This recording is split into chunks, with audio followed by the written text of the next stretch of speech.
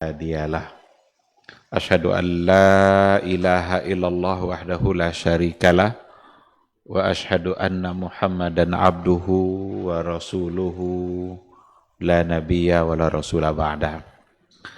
Ikhwati fillah, ma'asyiral hadirin wal hadirat, bapak-bapak, ibu-ibu, kaum muslimin dan muslimat, semoga kita semua adalah mendapatkan ridha dari Allah Subhanahu wa taala. Mari sama-sama kita awali kajian kita dengan mengucapkan puji dan syukur kepada Allah Subhanahu wa taala untuk semua nikmat yang selalu kita rasakan dalam kehidupan kita. Ada nikmat iman, ada nikmat sehat. Dua nikmat itulah yang membuat kita bisa hadir pada malam hari ini di rumah Allah yang mulia ini. Kita diberikannya semangat untuk mempertahankan keimanan kita, sehingga kita kerjakanlah kewajiban-kewajiban kita. Alhamdulillah, maghrib berjamaah sudah kita tunaikan, mudah-mudahan dicatat sebagai amal soleh. Dan alhamdulillah, kita diberikan kesabaran oleh Allah untuk duduk di majelis ilmu. Mudah-mudahan duduknya kita di majelis ilmu bisa menjadi wasilah untuk mendapatkan kemuliaan kita juga di sisi Allah Azza wa Jalla. Semoga waktu-waktu yang masih tersisa yang diberikan oleh Allah, dan kita tidak tahu sampai kapan waktu tersisa itu. Hanya Allah yang tahu. Tapi selagi ada umur, maka syukurilah. Selagi ada kesempatan, maka berbuat amal solehlah. Salah satu dari bentuk amal soleh yang kita lakukan itu sekarang ini adalah ketika kita duduk di majelis ilmu, yang memang fadilahnya sangat luar biasa. Ikhwati fillah, sama-sama kita juga harus berselawat dan salam untuk Rasulullah sallallahu alaihi wasallam. Allahumma salli ala Muhammad wa ala ali Muhammad. Mudah-mudahan ungkapan selawat dan salam itu senantiasa menghiasi bibir kita, senantiasa menjadi bagian dari zikir yang kita ucapkan sebagai bukti nyata bahwa kita adalah orang-orang yang mencintai beliau, sebagai bukti nyata bahwa kita adalah orang-orang yang benar-benar rindu kepada Rasulullah sallallahu alaihi wasallam. Kita harus merindukannya karena beliau merindukan kita. Kita harus mencintainya karena beliau sangat mencintai kita. Rasul sudah membuktikan cinta itu. Tinggal kita yang harus mampu juga untuk membuktikan cinta kita kepada Rasulullah sallallahu alaihi wasallam. Jangan sampai cinta Rasul itu bertepuk sebelah tangan. Beliau sangat mencintai kita, tapi ternyata kita cuek-cuek aja. Beliau sangat merindukan kita, tapi kita tidak sadar bahwa kita ini adalah orang-orang yang dirindukan oleh Rasulullah sallallahu alaihi wasallam. Oleh karena itu, ungkapan salawat dan salam itu bentuk bukti kalau memang kita punya cinta. Karena di dalam salawat itu ada doa. Kita mendoakan kebaikan untuk yang kita cintai. Kalau seandainya ada orang mencintai orang lain, maka akan senantiasa didoakan kebaikan oleh dia yang dia cintai. Maka berselawatlah kepada Rasulullah sallallahu alaihi wasallam, dan kita akan menjadi mulia ketika kita memperbanyak selawat dan salam itu untuk Rasulullah sallallahu alaihi wasallam. Mudah-mudahan kita semua bisa mendapatkan syafaat dari beliau. Syafaat itu artinya pertolongan. Pertolongan itu tentu saja sangat kita butuhkan di hari yang sulit, di hari yang kita mengalami kesusahan,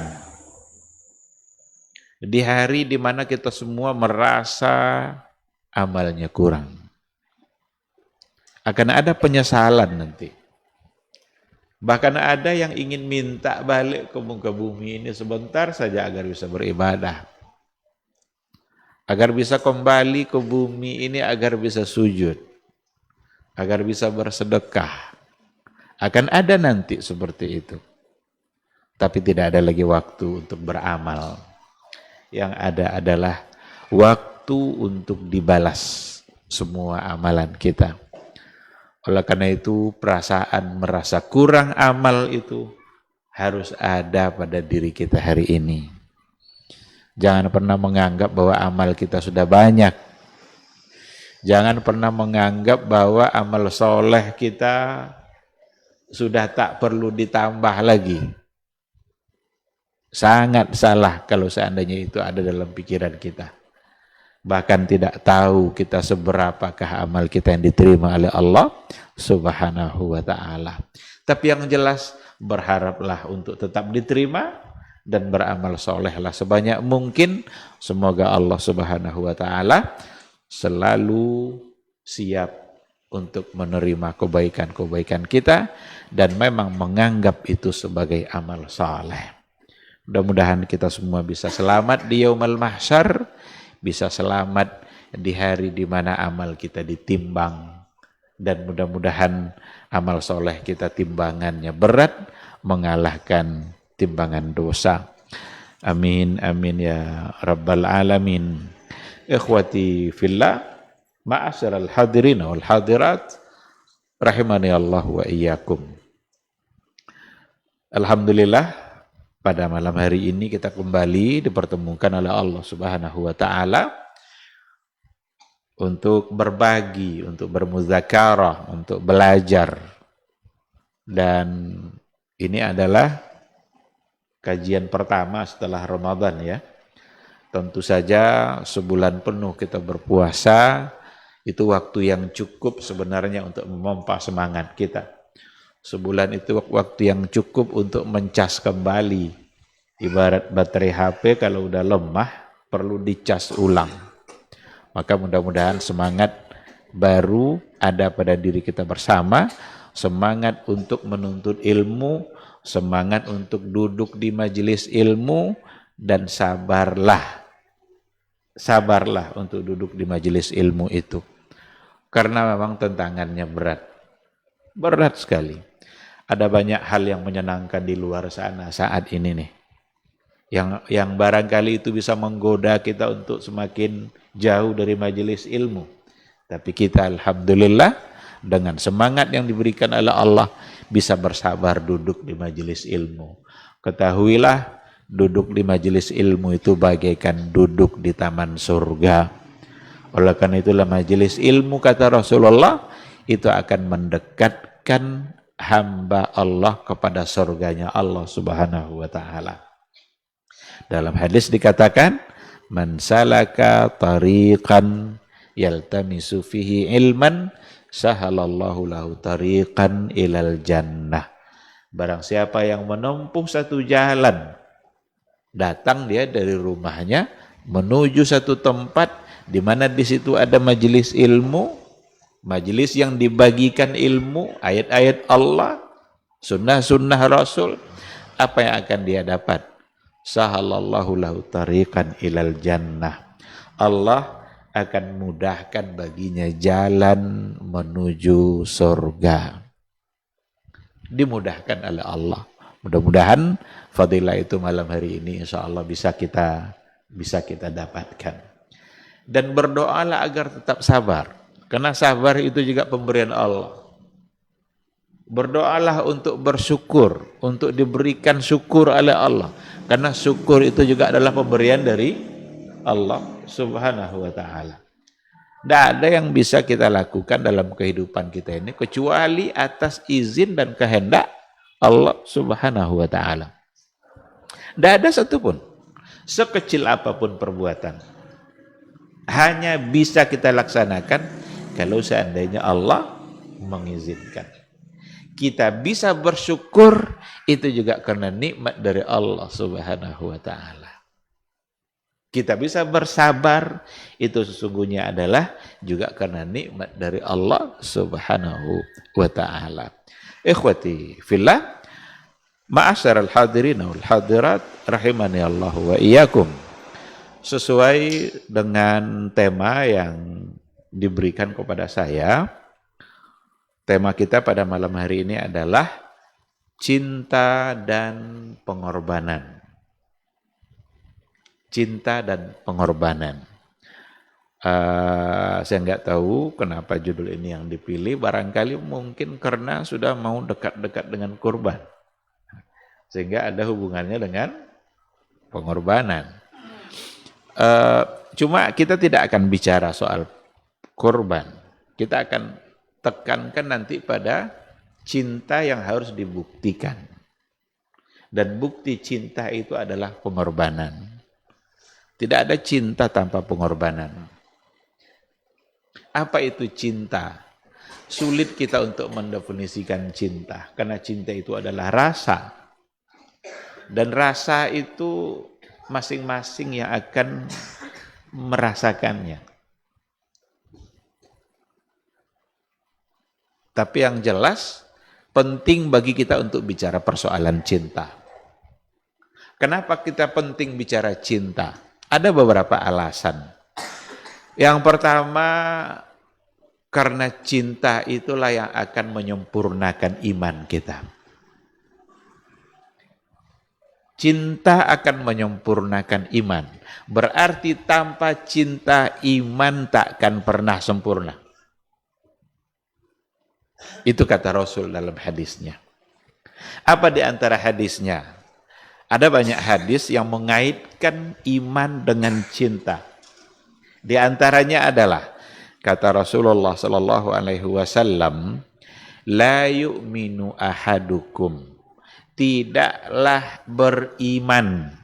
Tidaklah beriman di sini tidaklah sempurna iman seseorang. Hatta yakunallahu wa rasuluhu ahabba ilaihi mimma siwahuma. Sampai Allah dan Rasul itu lebih dia cintai dari selain keduanya.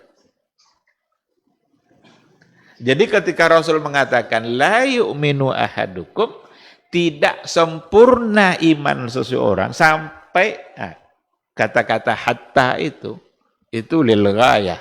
Kapan iman itu bisa sempurna? Ketika benar-benar kita mencintai Allah dan Rasul lebih dari segala-galanya. Bahkan lebih dari diri kita sendiri.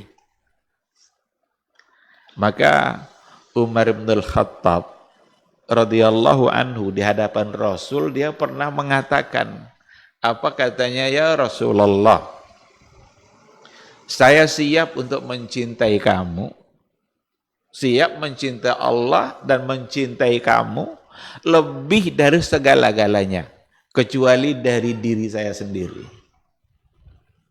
Kecuali dari diri saya sendiri. Apa kata Rasul kepada Umar? La ya Umar. Enggak bisa wahai Umar.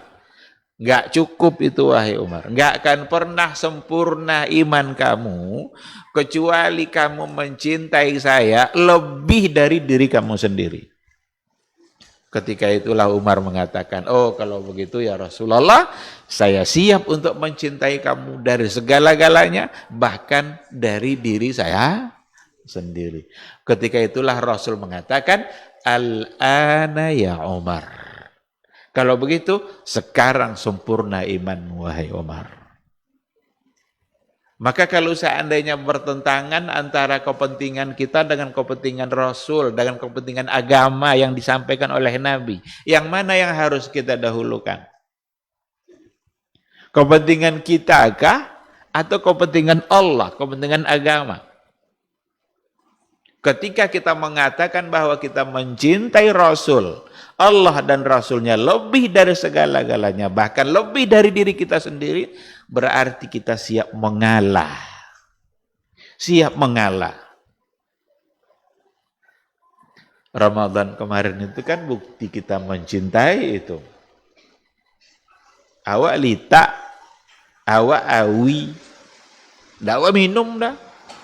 Kenapa kita tidak minum?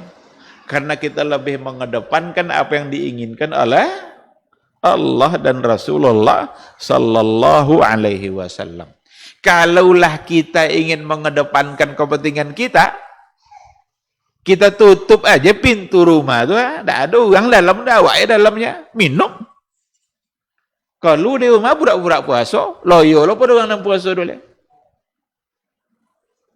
Tapi kita tidak lakukan itu.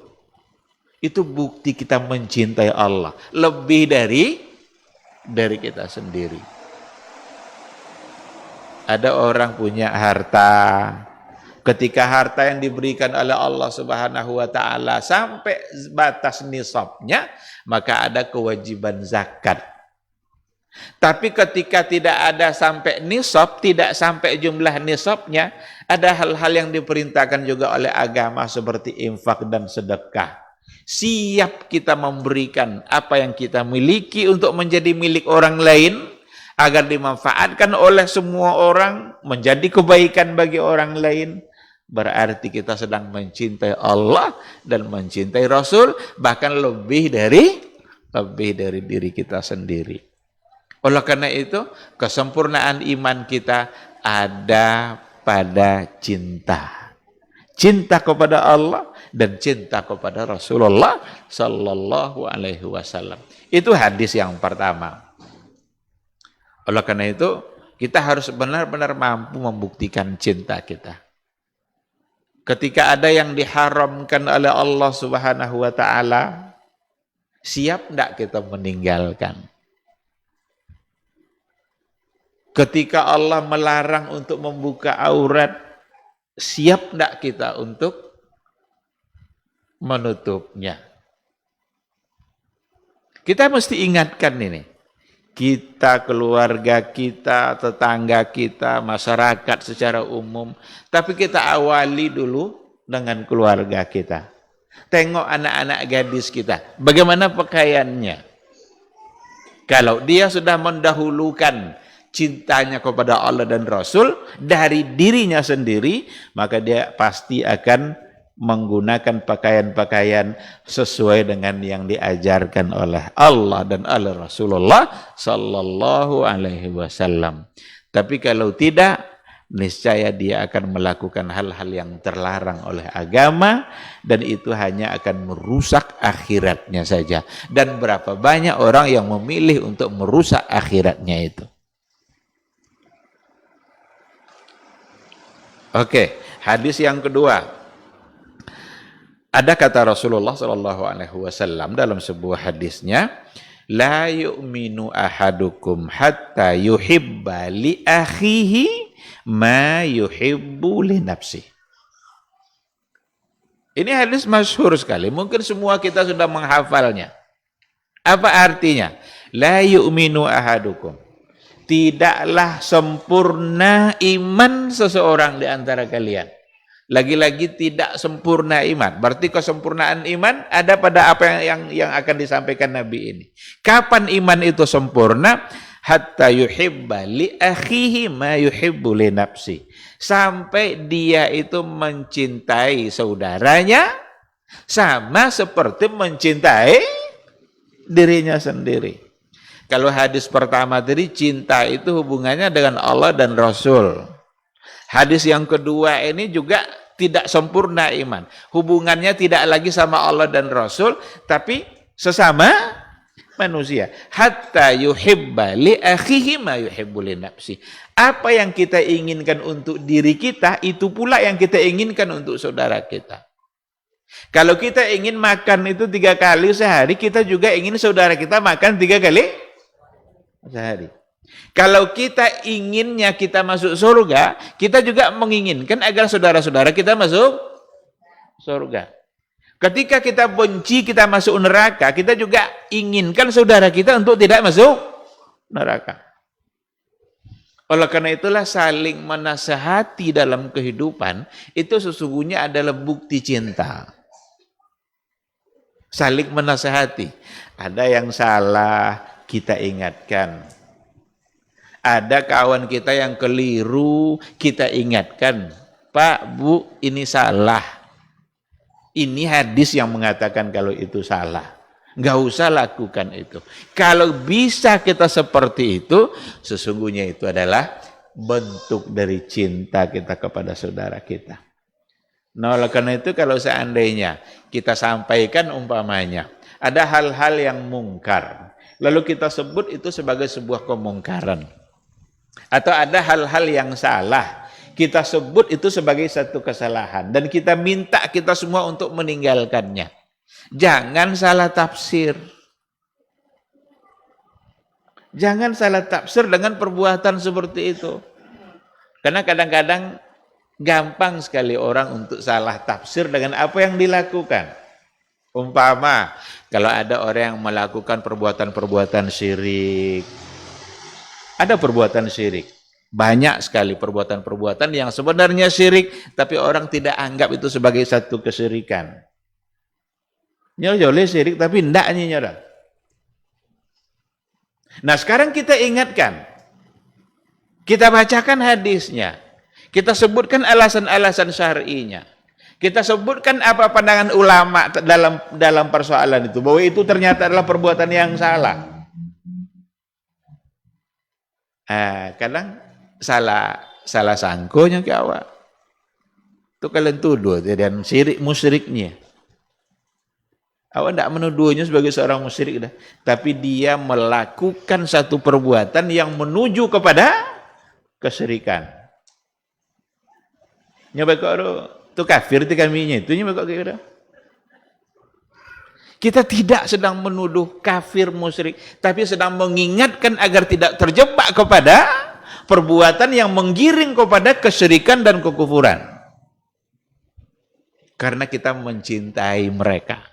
Kita mencintai diri kita sama dengan mencintai saudara kita, dan mencintai saudara kita sama dengan mencintai diri kita sendiri. Oleh karena itu, kita buktikan bahwa kita saling mencintai. Dan memang lebih berat. Dakwah itu kan ada dua sisi. Ada dakwah dalam bentuk al-amru bil ma'ruf, memerintahkan kebaikan. Tapi ada nanti dakwah dari sisi an-nahyu anil mungkar, melarang dari perbuatan mungkar. Amar ma'ruf mudah sekali. Ayo kita sholat, ayo kita puasa. Menyampaikan mari kita sholat itu sangat mudah. Tapi nahi mungkar itu perlu perjuangan. Menyatakan yang salah, itu berat.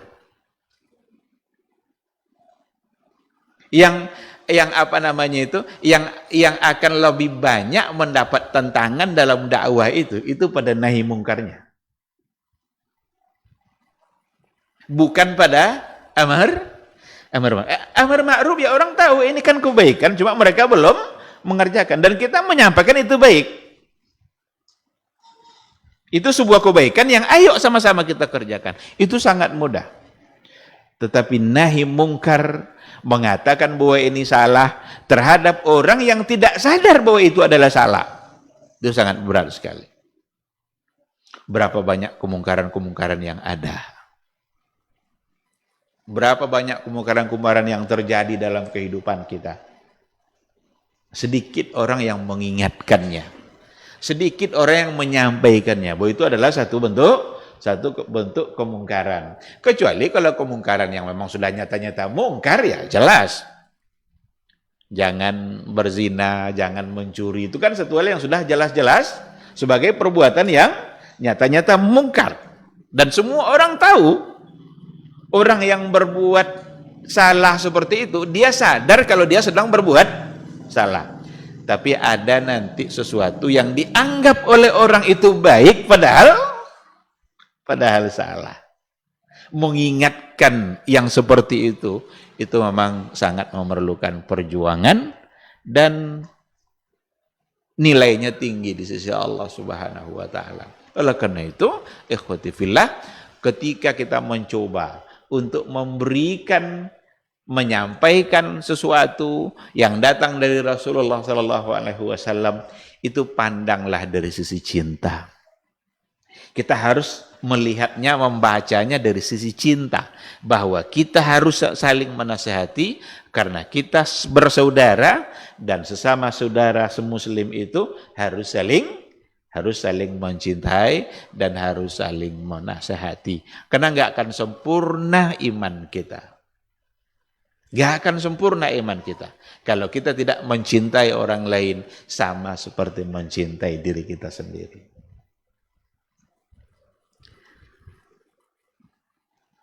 Kadang-kadang menyampaikannya ke keluarga lebih berat daripada menyampaikannya ke orang lain. Kalau kita sampaikan ke keluarga kita, bisa-bisa itu lebih berat. Saya contohkan. Saya kalau berceramah sekarang nih, saya bilang umpamanya, Bapak, Ibu, jangan minum pakai tangan kiri. Karena yang minum pakai tangan kiri itu adalah syaitan. Bekok sesama makan jaya jama. Ki minum. Bisa enggak sampean? Bisa enggak sampean? Ya, jangan ki itu sama aja syaitan, bisa? Jadi kadang-kadang kepada keluarga itu bisa lebih berat, tetapi mesti disampaikan.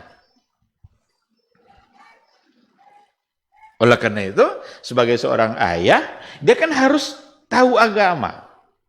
Dan apa yang dia ketahui dalam persoalan agama ini, dia harus sampaikan. Sebagai seorang suami, bisa enggak suami tegas dalam mengatur pakaian istrinya? Baik ke pasau, tatuti aurat entah tidak. Bisa enggak dia menegur, kamu kalau ke pasar jangan begini pakaiannya, karena Allah dan Rasul marah, karena agama tidak membolehkan. Bisa enggak? Kalau bisa, itu luar biasa. Karena sudah langsung tertuju kepada orang-orang tertentu. Kita kenapa sampaikan itu? Agar sempurna iman kita. Agar sempurna. Karena berarti kita mencintai dia. Sama seperti mencintai kita.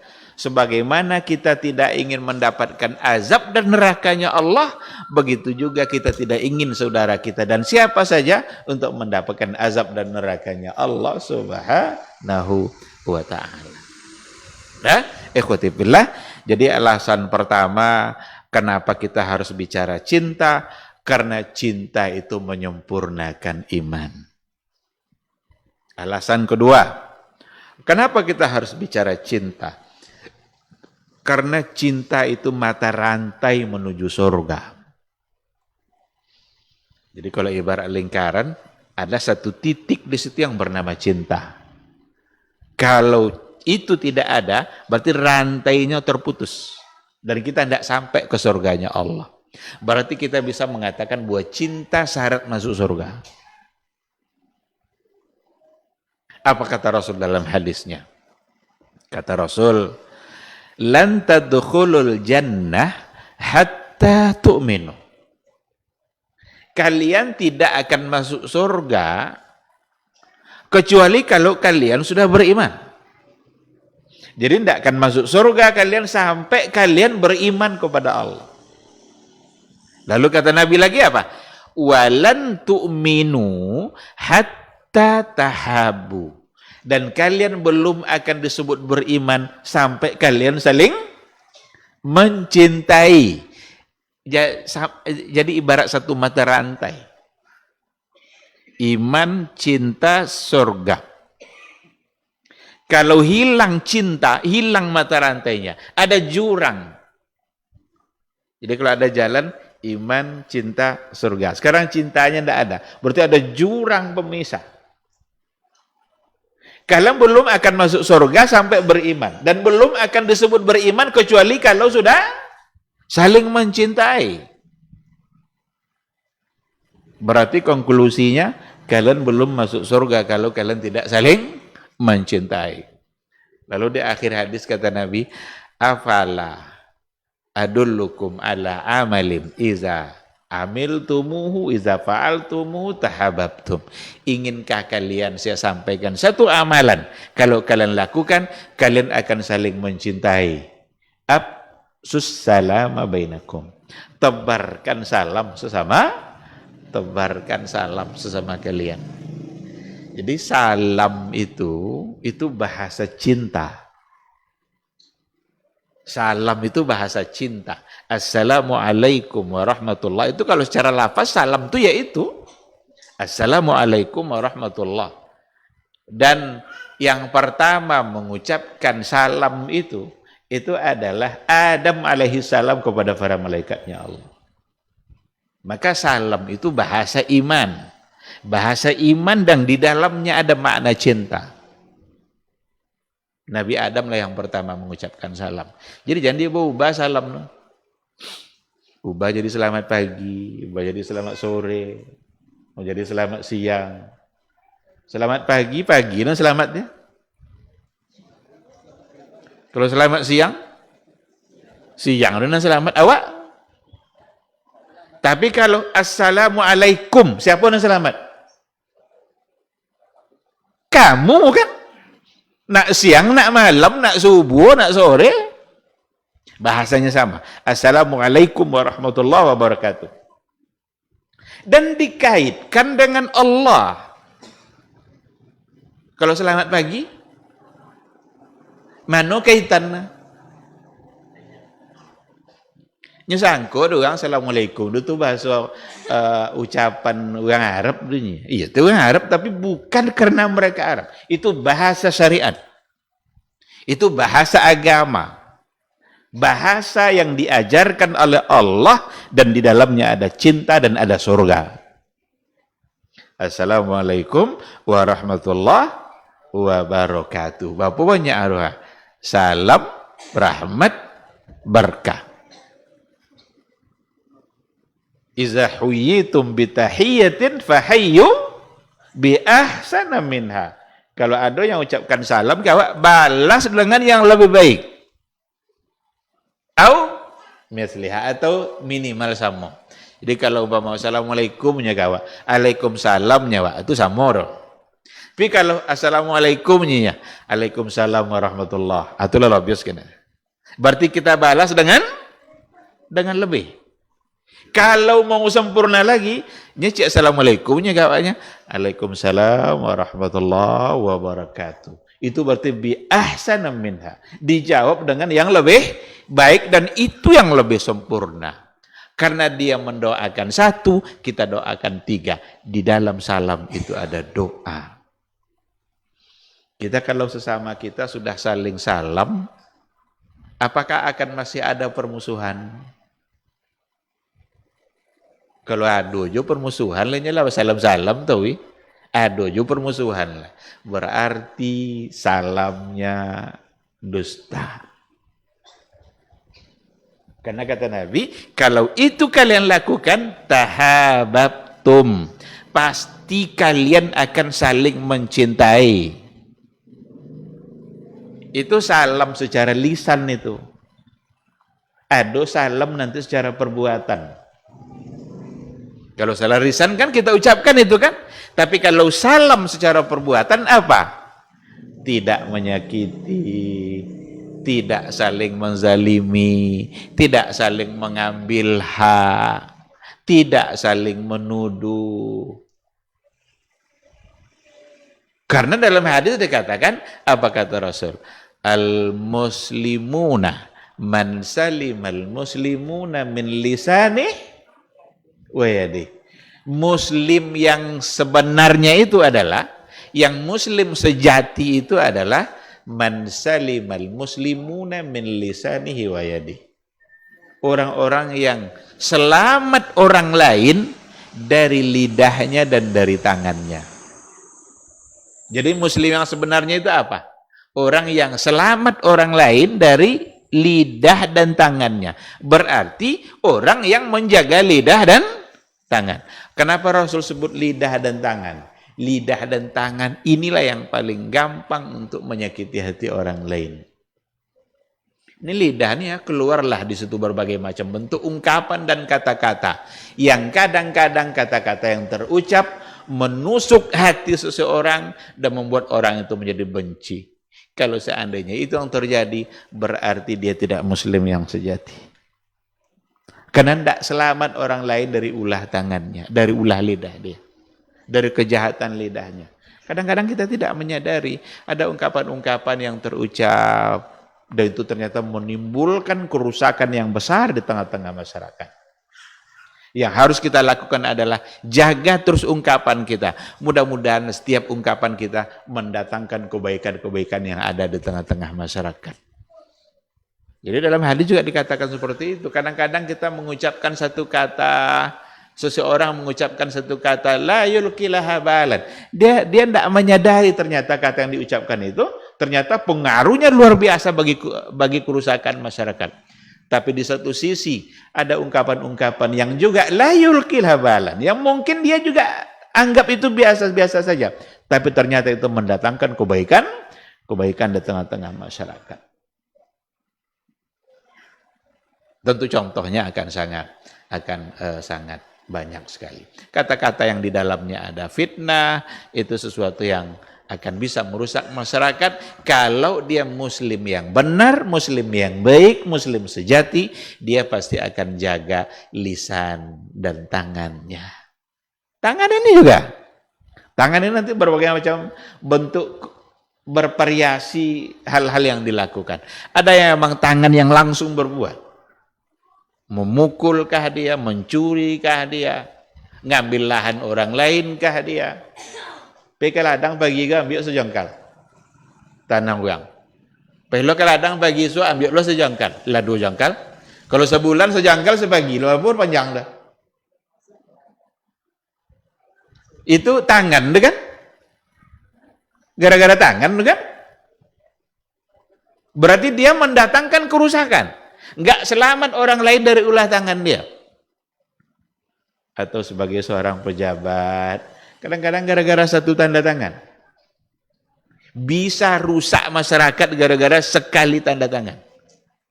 Maka gunakanlah untuk yang baik. Karena ada hal yang sekali tanda tangan bisa mendatangkan kebaikan. Begitu kalau mau mengembangkan maknanya. Tapi Nabi membahasakan secara umum. Al-muslimuna man salimal muslimuna min lisanihi wa yadihi. Orang muslim yang benar itu yang menjaga lidah dan menjaga tangannya. Ikhwati fillah.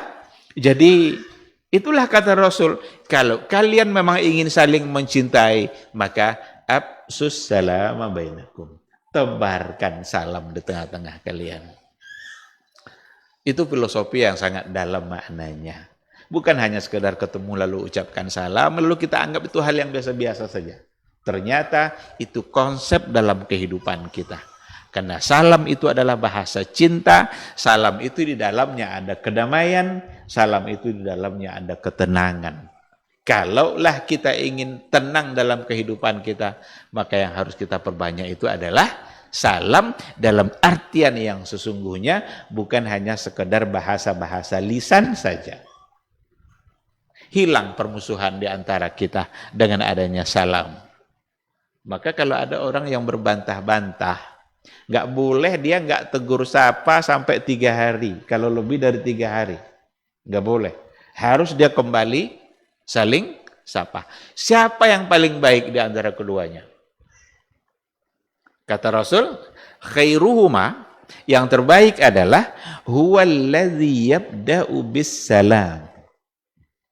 Siapa yang memulai untuk mengucapkan salam, itulah yang terbaik. Entah dia yang salah, entah tidak,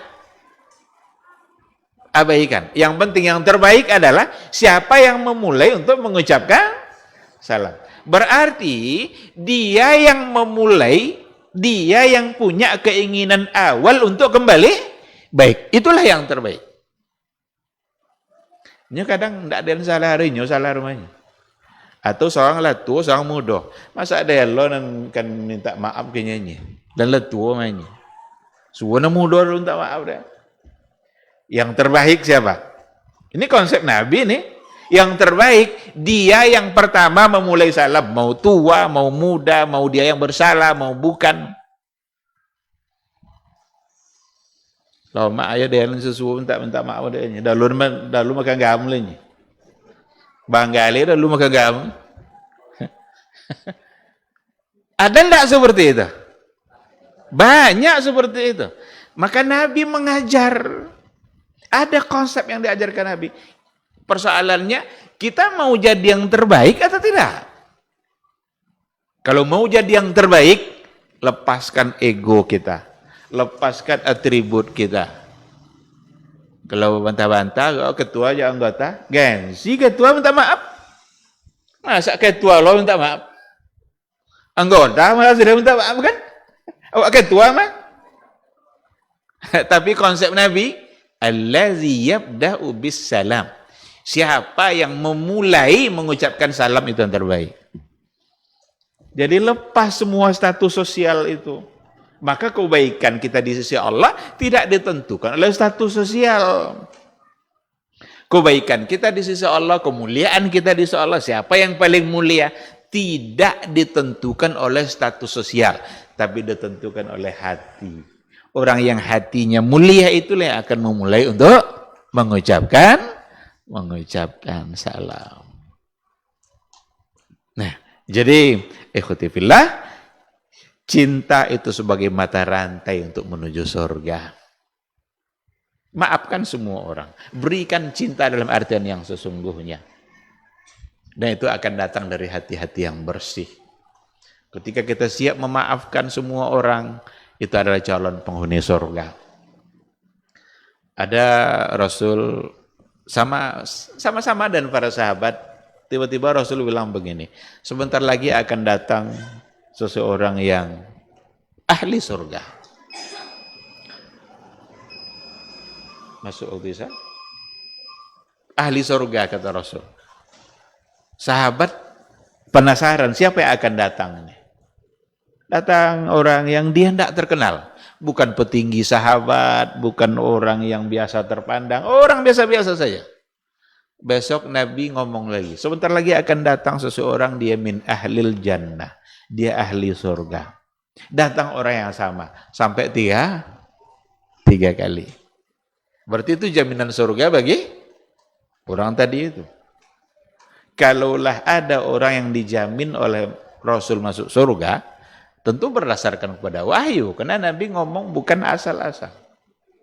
Akhirnya ada yang nyobi Rasul, lu pasti masuk surga lagi. Ada profesor lah. Katanya nggak ada jaminan kalau Rasul masuk. Sedangkan sahabat saja ada yang diberitakan oleh Nabi bahwa dia masuk surga. Masa Rasul sendiri tidak? Tidak masuk surga. Nah, jadi ketika dibilang seperti itu, datang orang yang sama. 3 kali datangnya orang yang sama dan Rasul mengatakan ahli surga. Kenapa Nabi mengatakan seperti itu? Ternyata kuncinya ada pada hati. Setiap malam dia maafkan semua orang, dia tidur dalam keadaan nyaman tanpa memiliki rasa dendam kepada siapapun. Dan ternyata itulah yang sulit untuk dilakukan. Jadi hati menjadi kata kunci untuk mendapatkan surganya Allah Subhanahu wa ta'ala, dan cinta itu ada di dalam hati. Baik, kita jawab dulu suara azan, insyaallah nanti kita sambung setelah itu. Wallahu a'lam.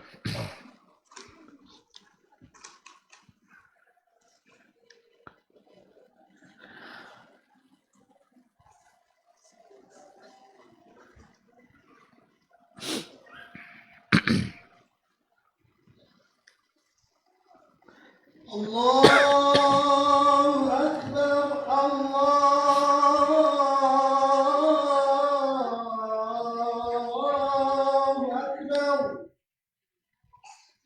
Allahu Akbar, Allahu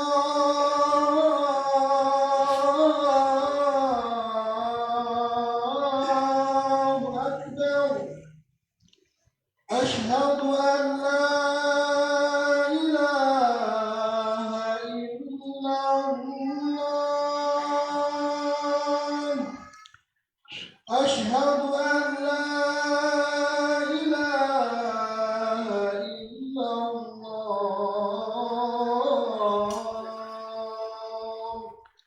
أشهد أن محمد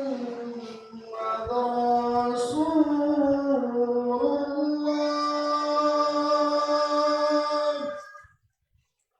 أشهد أن محمد رسول الله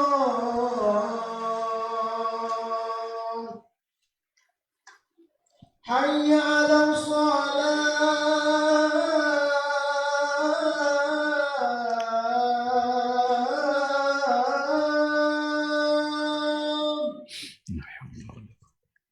حي على الصلاة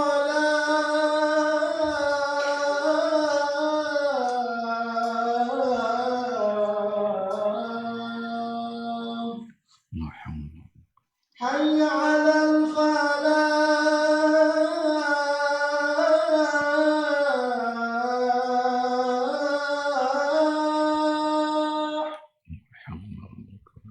حي على الفلاح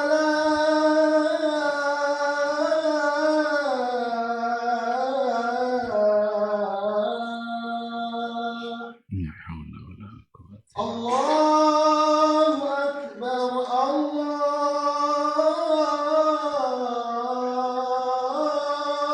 أكبر لا إله إلا الله La ilaha illallah Muhammadur Rasul.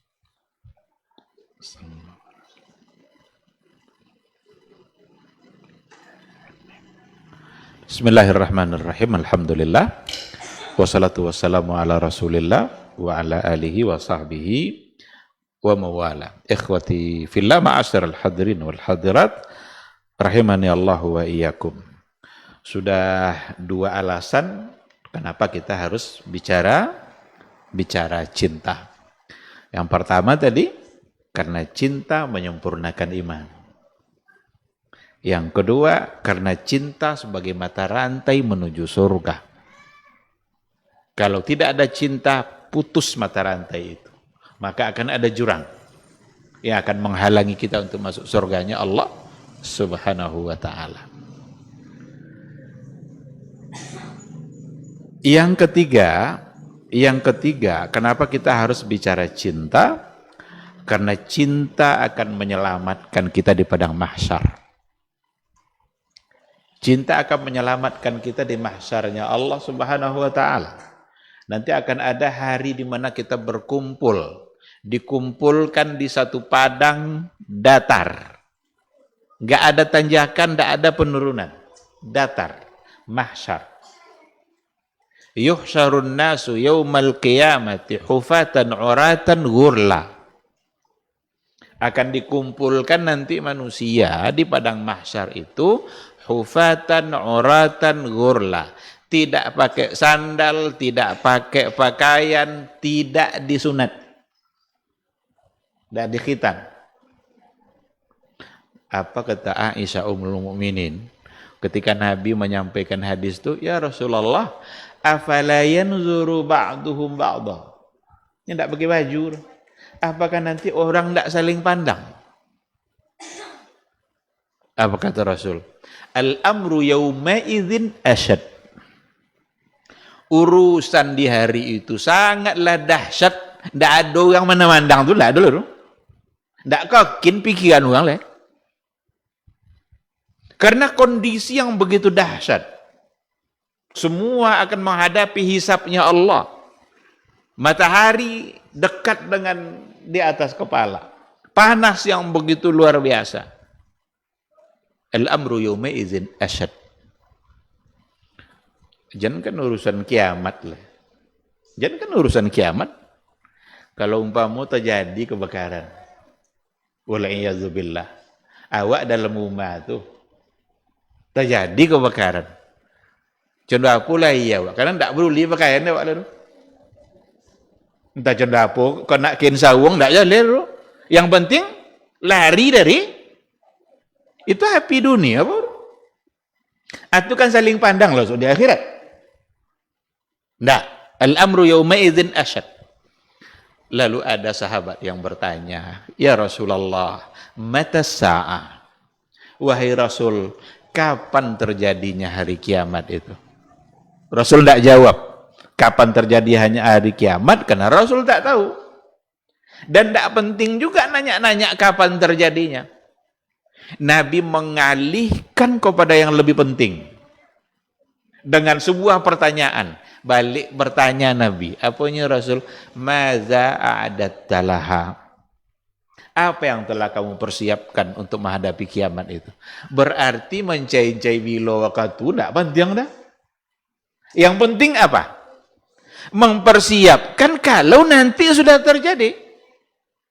Nyala jo, le datang nu mata apa? Ya dia cai-cai waktu le. Lah pasti. Sesuatu yang pasti lu ha? Tidak perlu ditunggu-tunggunya pasti. Kematian pasti. Yang lebih penting menyiapkan kematian. Inilah pasti. Nah Rasul bertanya, masa adat telah apa yang kamu persiapkan? Apa jawaban sahabat tadi? Adattuha bihubbillahi wa bihubbi rasuli. Saya persiapkan kedatangan hari kiamat itu dengan cinta kepada Allah dan cinta kepada Rasul. Lalu apa jawaban Nabi? Anta ma'aman ahbabta. Kalau begitu nanti kamu di hari itu bersama dia yang kamu cintai.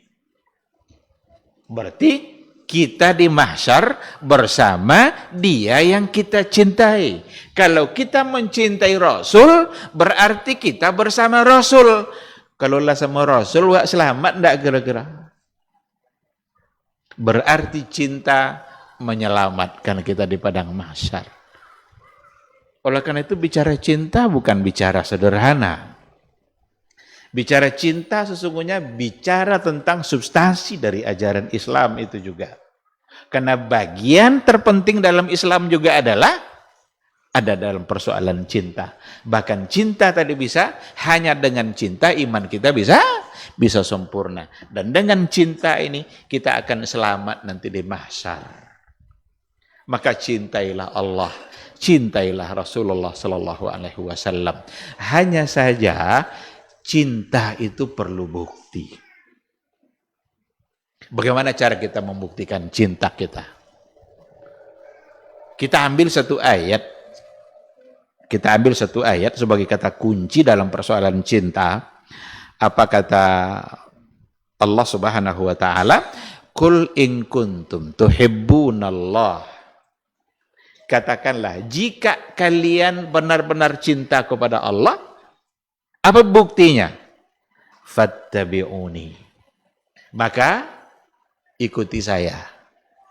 Jadi kalau kalian benar-benar cinta Allah, kata Rasul, apa buktinya? Fattabi'uni. Ikuti saya. Berarti bukti cinta adalah ittiba. Bukti cinta adalah bagaimana kita mengikuti Rasulullah sallallahu alaihi wasallam. Bagaimana kita mengikuti langkah-langkah yang telah diatur dan diajarkan oleh Rasulullah sallallahu alaihi wasallam. Ke kanan Rasul, ke kanan kita. Ke kiri Rasul, ke kiri kita. Berhenti dia, berhenti kita. Lari dia, lari kita. Berarti ada pada mutaba'atur Rasul. Orang-orang yang kalau benar-benar cinta kepada Allah, maka dia akan benar-benar mengikuti Rasulullah sallallahu alaihi wasallam. Tapi kalau tidak, berarti dia sedang berbohong dalam cintanya. Nah, ini kalau sudah bicara seperti ini, saya kira penjabarannya tentu akan sangat panjang gitu ya. Bagaimana dan dalam hal apa kita mencintai Rasulullah sallallahu alaihi wasallam, dalam hal apa kita mengikuti Rasulullah sallallahu alaihi wasallam, itu semua diberikan penjelasannya oleh para ulama. Tapi intinya adalah untuk membuktikan cinta Rasul, cinta kepada Allah, maka adalah dengan mengikuti Rasulullah sallallahu alaihi wasallam, dengan mencintai sunnah-sunnahnya, karena banyak sekarang sunnah-sunnah Rasul yang menjadi bahan olok-olokan oleh kebanyakan orang. ada sesuatu yang sangat dicintai oleh Nabi, itu menjadi bahan tertawaan oleh orang. Kalaulah seandainya kita tidak siap untuk mencintai apa yang disukai oleh Nabi, berarti kita tidak sedang mencintainya. Ada hal-hal yang dibenci oleh Rasul, kita wajib ikut membencinya. Ada hal-hal yang dicintai oleh beliau, kita harus ikut mencintainya. Kalau seandainya belum bisa mengerjakannya, kalau belum bisa lah, tetap dicintai, cuma awak belum bisa. Jadi hukum itu seperti itu. Kecuali untuk hal-hal yang wajib. Kalau hal wajib tidak bisa seperti itu. Hal-hal yang wajib tentu saja nanti menjadi satu kewajiban yang harus kita kerjakan. Tapi hukum kan tidak hanya pada yang wajib saja. Hukum bertingkat-tingkat. Ada yang wajib, ada yang sunnah. Wajib, sunnah. Yang wajib ini enggak dapat tidak. Wajib terlaksana. Tapi yang sunnah ini sebagai pilihan. Sebagai pilihan. Dan mengerjakan apa yang disunnahkan itu sesuatu yang sangat bernilai dan berarti bagi akhirat kita. Dan jangan tinggalkan sesuatu hanya karena hukumnya sunat. Jadi kadang ada orang yang salah paham. Ditinggalkan sesuatu karena hukumnya sunat. Kamu kenapa tidak sholat berjamaah? Kan tidak wajib. Nah, ini cacat cara berpikirnya dalam beragama kalau mengandalkan hukum sunat sebagai alasan untuk ditinggalkan. Boleh dites dong. Bahwa ada yang banyak di masjid sedang sholat, ada yang tidak sholat. Coba tanya, apa tidak ikut jemaah? Apa tidak suka sendiri-sendiri? Hanya tidak wajib dah.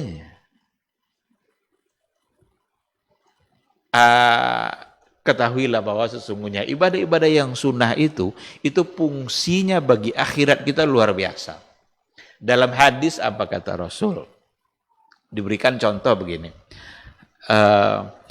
Ada riwayat awwalu ma yuhasabu bihil abdu yaumal qiyamah as-salah. Yang pertama kali yang akan dihisab itu di akhirat kelak adalah salat. Yang pertama di antara salat yang dihisab itu yang fardu-fardu, yang wajib-wajib. Selesai nanti yang wajib itu, Allah bertanya kepada para malaikatnya. Dalam riwayat dikatakan seperti itu. Hal lahu min tatawwu'? Apakah si fulan ini punya amal-amal sunatnya, salat-salat sunatnya? Ternyata punya. Ditimbang pula lah salat-salat yang sunat itu, yang ternyata itu tujuannya adalah menyempurnakan kekurangan-kekurangan yang ada pada yang wajib. Jadi fungsi yang sunat itu menyempurnakan kekurangan-kekurangan yang ada yang pada yang wajib. Oleh karena itulah dalam ibadah kita, hampir dalam semua ibadah, ada yang wajib, ada yang sunnah. Puasa, yang wajibnya apa? Ramadan. Yang lain, sunat. Puasa Syawal, sunat. Senin Kamis, sunat. Ayyamul bid, sunat atau sunnah. Di bawah itu hukumnya memang. Tapi ketahuilah, itu semua untuk menyempurnakan kekurangan-kekurangan yang ada pada yang wajib. Apa ada kekurangan kita dalam mengerjakan yang wajib? Banyak, jangan-jangan lebih banyak kurang daripada lengkap. Apa ada kekurangan kita dalam berpuasa? Banyak. Mungkin boleh kita bertanya pada diri kita masing-masing. Ada enggak hari dalam Ramadan kemarin, yang 30 hari itu, kita kerjakan, yang di hari itu benar-benar enggak ada ghibah? Ada enggak kira-kira? Jangan enggak ada, sekenek juga ghibah di hari itu, ada enggak?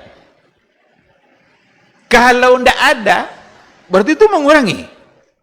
Untunglah ghibah itu bukanlah sesuatu yang membatalkan puasa. Kalau sempat ghibah membatalkan puasa, ndak ada puasa nan sah juga.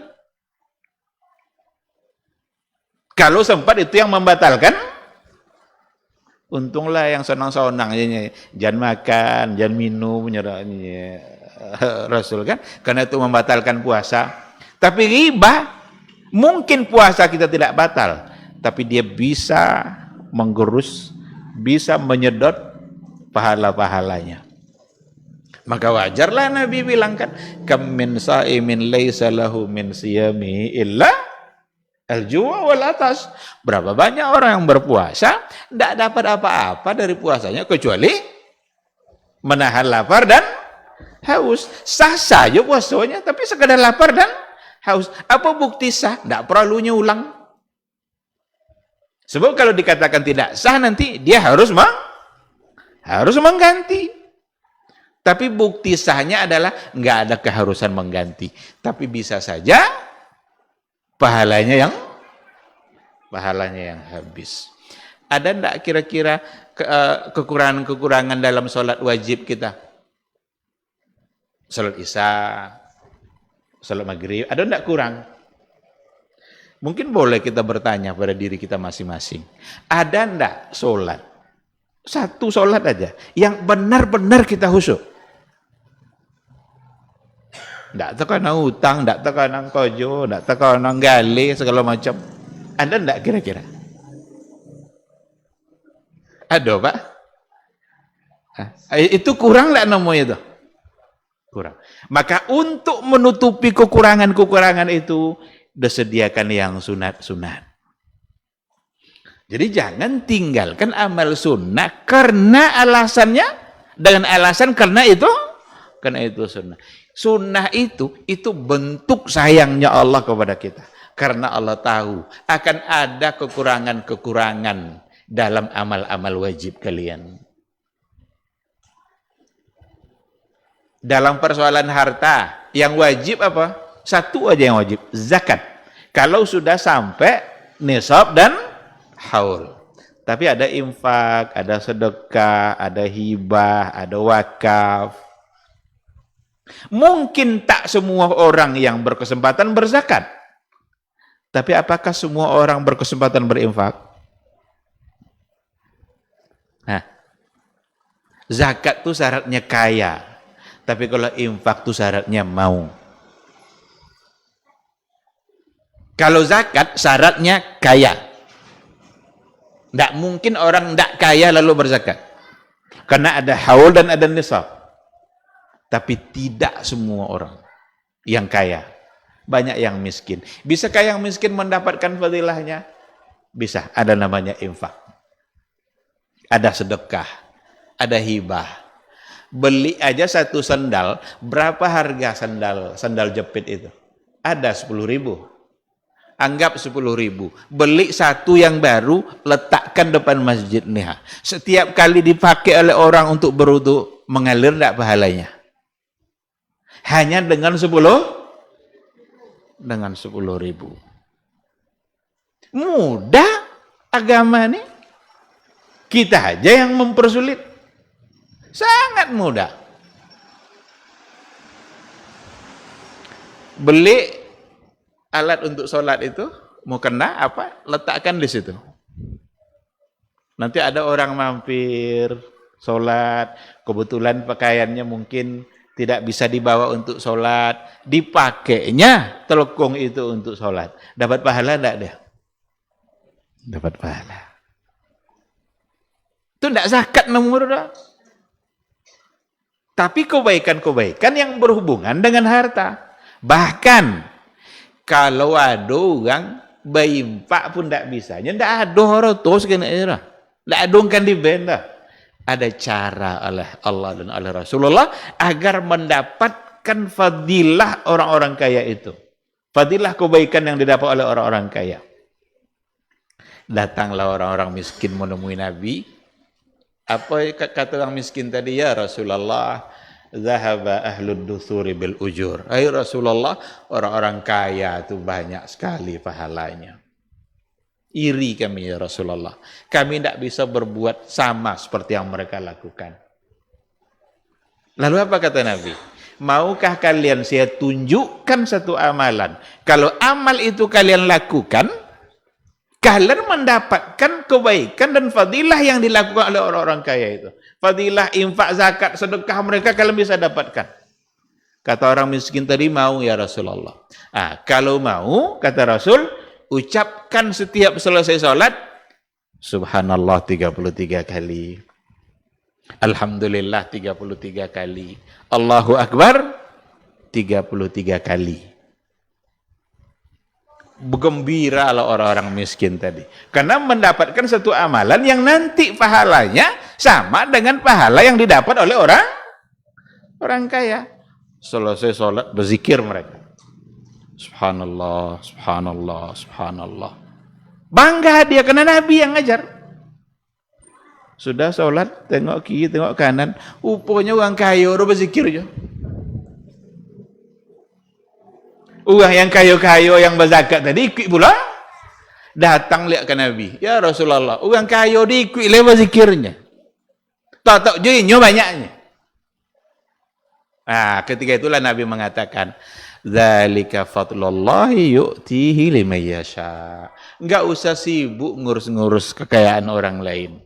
Enggak usah urus itu sibuk dengan kebaikan-kebaikan orang lain. Itu karunia Allah yang diberikannya kepada siapa yang dia kehendaki. Tapi sibuklah kalian untuk mengurus kebaikan kalian sendiri.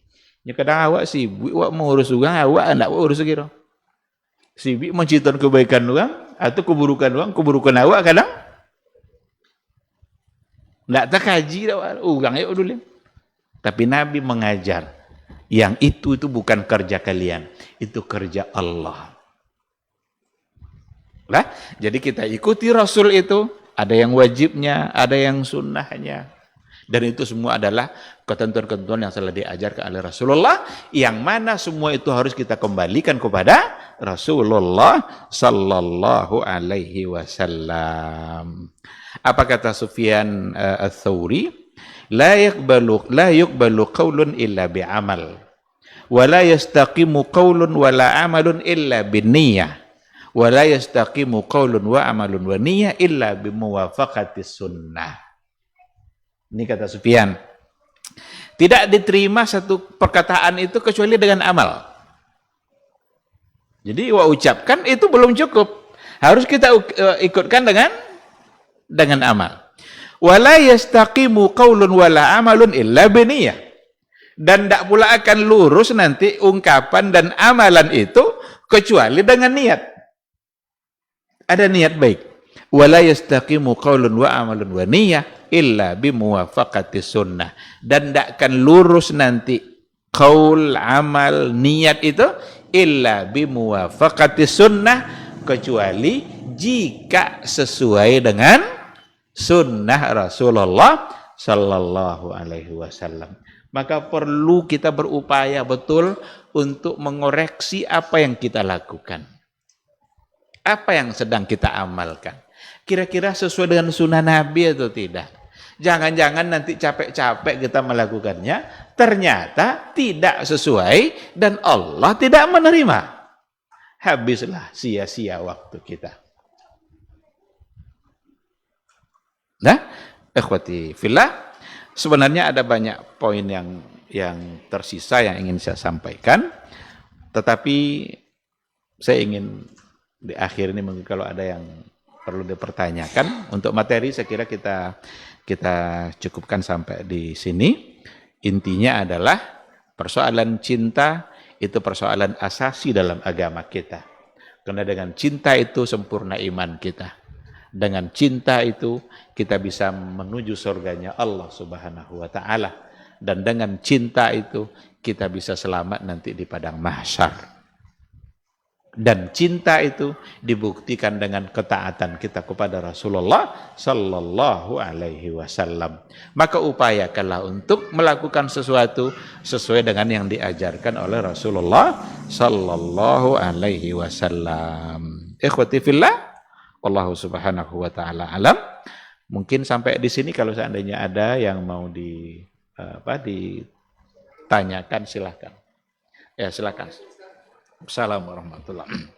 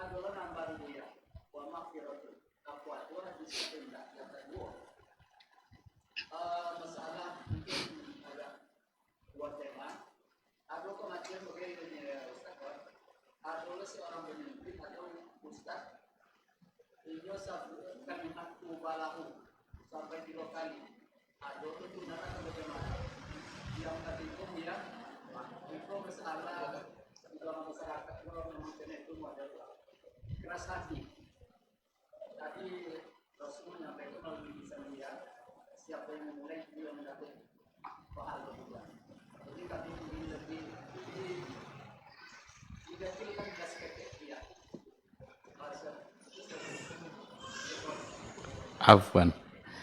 Baik, terima kasih atas pertanyaannya. Ada 3 pertanyaan ya. Pertama terkait dengan salam. Salam yang sempurna itu ya seperti yang selama ini kita lihat dan berdasarkan kepada riwayat apa yang pernah kita baca dan kita dengar, itulah yang sempurna yang diajak oleh Rasulullah Sallallahu Alaihi Wasallam dengan ucapan Assalamualaikum warahmatullahi wabarakatuh.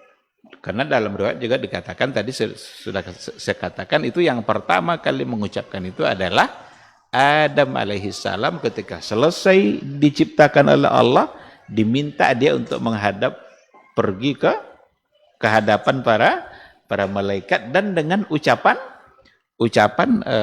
salam seperti itu. Sebagai sebuah sunnah tentu itu yang kita ikuti. Karena itu ada pada lafaz. Tetapi boleh tidak kita menambah wa maghfiratu atau macam-macam lah tambah lah kan? Coba kita lihat apa yang menjadi pilihan Rasulullah Sallallahu Alaihi Wasallam itu terkadang tanpa kita sadari itu sudah mencakup kepada apa yang kita inginkan. Sudah mencakup kepada apa yang kita inginkan. Maka sebenarnya kalau dalam bahasa salam ya cukup sampai di situ. Cuma kalau keinginan kita untuk mendoakan orang lebih banyak ya bisa saja. Tapi tidak lagi dalam artian salam seperti yang tadi kan. Kalau ayat tadi fahayyu bi ahsana minha, maka jawab dengan yang lebih baik, dengan yang lebih sempurna. Maka kalau dalam artian mendoakan, kita bisa saja mendoakan mereka semoga selamat, dapat keberkahan, kemudian dapat rahmat dan dapat keberkahan, terus mungkin kita tambah-tambah. Kalau dalam artian doa. Tapi kalau dalam untuk salam ya tentu saja kita lebih baik mencukupkan apa yang ada pada ucapan yang memang itu yang diucapkan oleh Rasulullah Sallallahu Alaihi Wasallam. Itu yang pertama.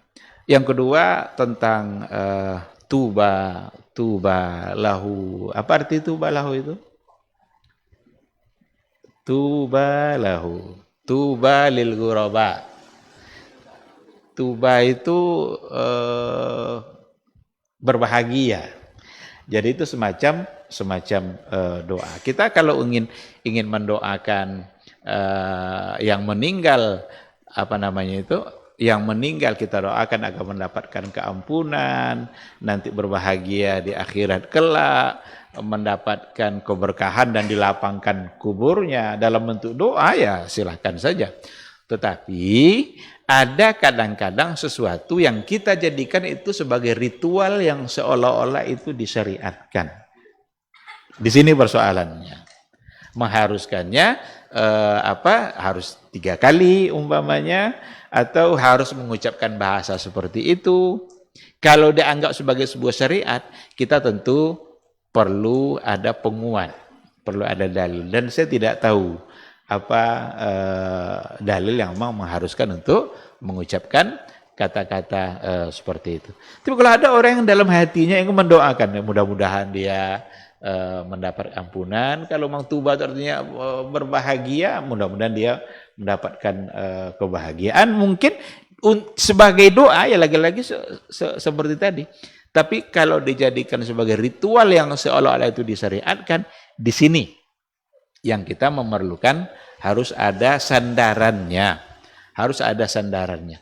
Karena nanti kalau sudah dianggap sebagai ritual syar'i, akan terasa nanti tidak lengkap kalau itu belum diucapkan. Sini masalahnya. Banyak sekali yang dibuat-buat oleh orang, manusia yang buat. Tanpa ada penguat dalil, lalu seolah-olah kalau tidak itu dilakukan, maka tidak dianggap tidak sempurna. Kalau sudah seperti itu, berarti kita menuduh orang-orang terbaik tidak sempurna. Karena mereka tidak melakukannya. Nah, oleh karena itu intinya ada pada jangan jadikan itu sebagai ritual seolah-olah dia memang sesuatu yang disyariatkan, kecuali ada sandaran yang memang itu membuat dia menjadi kuat. Nah, tapi kalau tidak ada, ya dengan dasar apa kita menjadikannya sebagai satu keharusan. Saya sering ingatkan dalam kajian-kajian, kenapa memang penting sekali kita untuk menentukan dalil dan sandaran dalam amal kita. Kata kuncinya adalah agar kita tahu siapa yang kita taati. Itu intinya. Agar jelas siapa yang kita taati.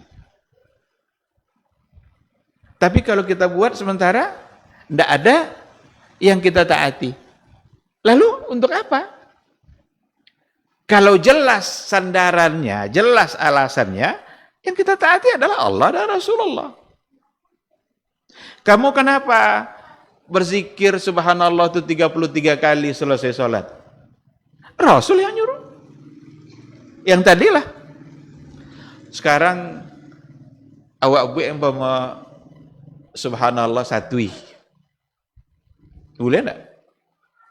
Siapa yang kita taati? Atau enggak wak buat subhanallah, wak tinggalkan subhanallah, alhamdulillah, Allahu akbar, langsung aja la ilaha illallah satu kali. Sudah salam, assalamualaikum warahmatullahi wabarakatuh, tanpa subhanallahnya, afdaluz zikri fa'lam annahu la ilaha, sampai mau satu kali. Pertanyaannya, siapa yang sedang kita taati? Maka dalam ibadah, agar jelas siapa yang kita taati itu. Dan yang kita taati adalah Allah dan Rasul. Kalau ada, silahkan amalkan. Mungkin kita yang belum tahu. Kita juga harus sadar, nyawa tidak sudah hadis yang lapor awak baca. Mungkin awak yang belum tentu. Itu kan kalian aja yang belum tahu tuh. Mungkin kita belum tahu. Kalau kalian sudah tahu, mana dalilnya? Mudah aja dalam beragama itu. Kalau memang ada, mana? Kalau benar-benar sahih, kita juga akan ikut mengamalkan. Nah, jadi sekali lagi menjadikannya sebagai ritual, satu bentuk ibadah. Karena nanti harus jelas siapa yang kita taati. Oh, itu kan sekedar tradisi aja tuh Pak Ustadz, bukan kami jadikan syariat. Kalau memang sebagai tradisi dan bukan sebagai syariat, berarti enggak apa-apa ya ditinggalin lah.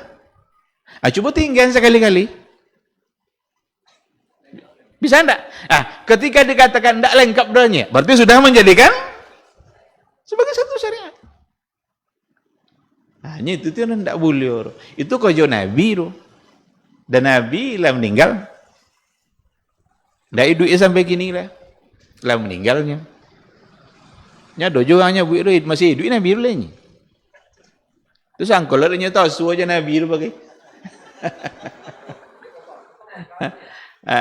Kalau kalian baca zikir kok bisa tahu suara Nabi di saat la ilaha illallah. Jangan percaya dengan kebohongan-kebohongan seperti itu. Rasul sudah wafat, sudah berada pada alamnya. Bukan lagi alam dunia. kita berada pada alam dunia, maka interaksi kita dengan yang selain alam dunia tidak akan mungkin sama dengan sesama kita di dunia. Tentu yang kedua, yang ketiga, ada kadang orang koyati. Nah, yang pertama sekali, kita yang harus melunakkan hati kita masing-masing dulu. Sebelum kita menganggap orang lain keras hati. Tapi kita buktikan dulu bahwa kita ternyata tidak keras hati. Sekarang ketika kita berhadapan dengan orang yang keras hati tadi, apa sikap kita? Inyo ndak amur, tahu ndak jomur. Sama tanya? Sama-sama kau ya dia? Ndak perlu sabi-sabi orang tu kayaknya awak. Ya kan? Tapi kalau betul kita lunak hati kita dahului. Kita yang mendahului. Hah? Awak tidak, awak salah lu. Awak lah mulai kan? Kadang lewat, kadang kalaupun tidak awak ucapkan salam, kadang pakai Honda, kadang pakai klakson kadang kan? Lapu ya klakson tidak jauh-jauh ada kan? Habis itu kan sampai kali, tidak awak klakson juga lu, tidak akan dijawab itu kan? Tetapi tetap kita berupaya untuk menunjukkan bahwa kita lebih baik. Bahwa kita lebih baik. Jangan justru melakukan hal yang sama karena kita khawatir nanti justru kita sama dengan dia. Nah, oleh karena itu perlu kita memohon kepada Allah Subhanahu wa taala supaya hati kita dilunakkan. Karena hati ini baina asabi'ir rahman. Hati manusia itu ada dalam genggaman Allah. Kita di dalam dada kita letaknya, tapi kita tidak bisa mengaturnya. Allah yang mengatur itu. Kadang pagi kita benci, sore kita mencintainya. Atau pagi kita senang, sore kita tiba-tiba membencinya. Nah, oleh karena itu perlu selalu memohon kepada Allah Subhanahu wa taala agar diberikan ketetapan hati dan dilunakkan hati kita untuk tetap mendahului kebaikan-kebaikan, dan mudah-mudahan yang lain juga mengikuti dan mendapatkan hal yang sama. Wallahu subhanahu wa ta'ala alam. Ada lagi? Saya kira masih ada. Dua pertanyaan ya.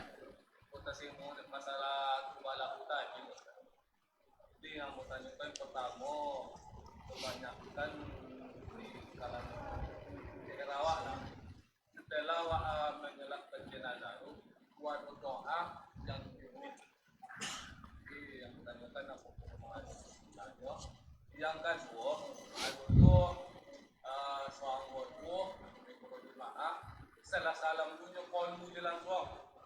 Dia pokok termasuk akhlak yang tak mulia.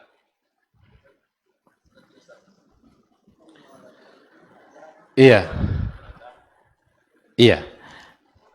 Mari kita coba untuk mengetahui apa yang benar-benar diajarkan oleh Nabi dalam persoalan ini. Lalu kita tundukkan hati kita untuk mengikuti itu. Salat jenazah itu 4 takbirnya. Ada satu takbir yang memang itu adalah khusus untuk jenazah. Dan itu ada pada takbir yang ketiga. Pada takbir yang ketiga itu boleh lama. Tidak mesti cepat-cepat tuh masuk ke takbir yang keempat. Takbir yang ketiga itulah saat di mana kita memberikan hak si mayit itu dalam bentuk doa. Dan boleh diulang-ulang. Jadi selagi imam itu belum bertakbir ke takbir yang keempatnya, boleh diulang-ulanglah doa-doa itu. Dan imamnya dituntut juga untuk memperbanyak doa. Ada Allahumma ighfir lahu warhamhu wa'afihi wa'fu anhu dan sampai seterusnya. Ada doa-doa yang lain yang juga bisa kita baca dalam buku-buku fikih jenazah itu kan. Allahumma man ahyaitahu fa ahya 'alal Islam wa man amatu fa amitu 'alal iman. Allahumma ighfir li hayyina wa mayyitina wa saghirina wa kabirina wa syahidina wa ghaibina. Ada banyak doa. Dan itulah kesempatan di mana kita memberikan doa sebanyak-banyaknya untuk jenazah. Nah, kalau sudah selesai apa yang diperintahkan oleh Nabi? Ketika sudah selesai, maka asri'u bil janazah. Segerakanlah untuk pergi menguburkannya. Maka kalau seandainya digotong seperti ini, itu jalannya agak cepat. Tinggal menyegerakan masuk ke kubur. Jangan dilambat-lambatkan lagi, kata Rasul. Kenapa demikian? Karena kalau seandainya jenazah itu adalah orang yang soleh, jangan diperlambat dia untuk menemukan kebaikan-kebaikan yang sedang menunggu dia.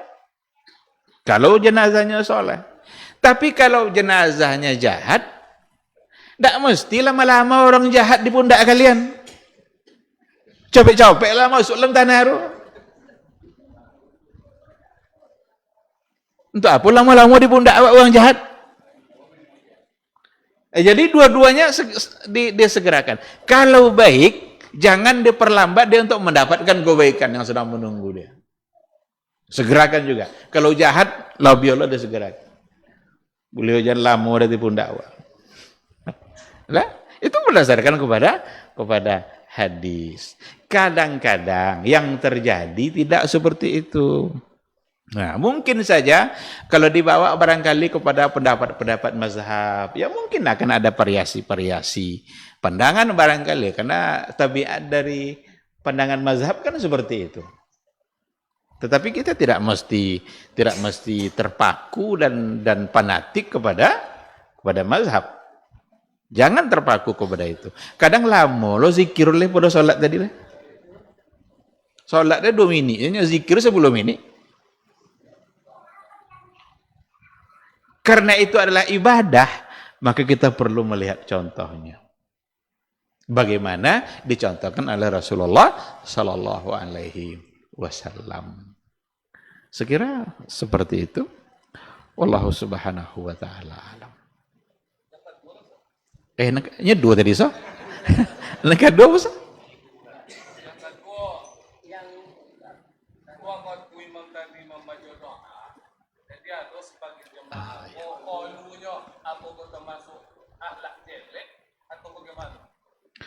Kalau ada urusan kalau ya. Yalah selesai tugas buat rumah. Apa tugas kita terhadap jenazah? Mensolatkan. Solat sudah selesai? Selesai sudah.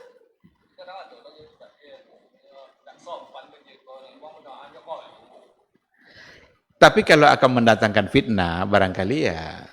Kalau akan mendatangkan fitnah, ya mungkin dia akan tetap di situ. Tetapi tidak ada keharusan lagi. Dia sudah mengerjakan apa yang harus dia kerjakan. Buat apa juga berlama-lama terhadap sesuatu yang dia juga tidak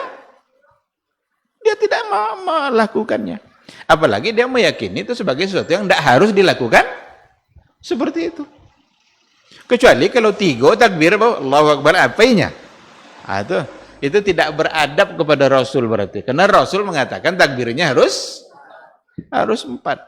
Nah, tapi sekali lagi, kalau umat akan mendatangkan fitnah yang lebih besar, barangkali dengan perginya nanti barangkali itu terjadi juga penangan-penangan atau di masyarakat akan terjadi sesuatu yang mungkin fitnah dan sebagainya. Ya tidak apa-apa juga bagi dia kalau ingin berada di situ, karena juga barangkali tidak akan terlalu lama. Cuma memang di sebagian tempat ada yang lebih panjang lah. Yang terakhir lebih panjang daripada sholat. Padahal yang seharusnya lama itu pada takbir ketiga. Itu dia kadang awal-awal. Yang subuh Nabi tidak buat, yang tidak disubuh deh saya buat orang bertahankan. Padahal kalaulah kita cukupkan sajaran yang diajarkan Nabi, mudah hidup kita. Sangat mudah. Cuma kita memilih sesuatu yang berbeda. Mudah-mudahan Allah mengampuni kita semua insyaallah. Wallahu a'lam. Baik, terima kasih ikhwati fillah, ma'asyiral hadirin wal hadirat, rahimani Allah wa iyyakum. Saya kira cukup sampai di sini pertemuan kita kali ini. Mudah-mudahan apa yang kita bahas pada malam hari ini menjadi ilmu bagi kita, dan semoga kita semua tertanam di dalam hati kita cinta kepada Allah, cinta kepada Rasul, dan juga cinta kepada sesama. Subhanakallahumma bihamdika asyhadu an la ilaha illa anta astaghfiruka wa atubu ilaik. Assalamualaikum warahmatullahi wabarakatuh.